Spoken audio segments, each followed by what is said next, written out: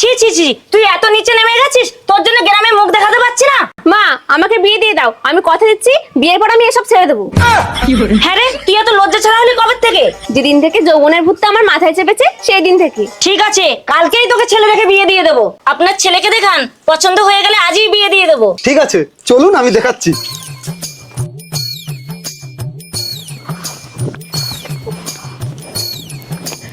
Uncle দাঁড়ান দাঁড়ান দাঁড়ান, আপনি কি আমাদের ছেলে দেখাতে নিয়ে যাচ্ছেন না ম্যারাথন দৌড়ে অংশগ্রহণ করিয়েছেন বলুন তো?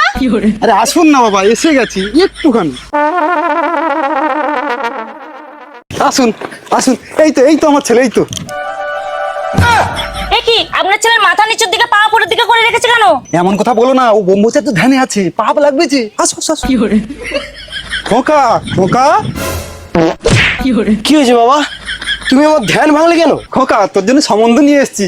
এইটা মেয়ে আর এইটা মেয়ের মা। বাবা তুমি ভালো করেই জানো, প্রথম বিয়ের ফুলসজ্জার রাতেই আমার বউ আমাকে ছেড়ে দিয়ে পালিয়েছে। সেই দিনের পর থেকে নিজেকে কন্ট্রোল করার জন্য এই ধ্যানের ব্যবস্থা করেছি। আর যদি তুমি আমাকে বিয়ের ঝুঁক তোলাও, তাহলে বিয়ের দিনেই আমার ফুলসজ্জার ব্যবস্থা করতে হবে।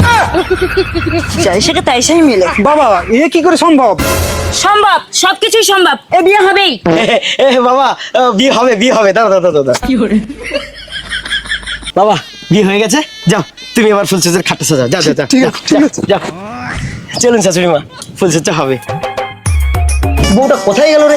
আসতে এত লেট হচ্ছে। আরে আসতে এত লেট হয় তোমার? এত ব্যস্ত কেন? আমি কি পালিয়ে যাচ্ছি নাকি? ঠিক আছে ঠিক আছে, তুমি শিগগিরই শুয়ে পড়ো, আমি আর কন্ট্রোল করতে পারছি না। ওকে মা আমাকে বিয়ে দিয়ে দাও, আমি কথা দিচ্ছি বিয়ের পর আমি এসব ছেড়ে দেবো। এ কি হলো? তুমি আমাকে ঠেলে দিলে কেন? আমি আমার মাকে কথা দিয়েছি বিয়ের পর আমি আর এসব কাজ করবো না।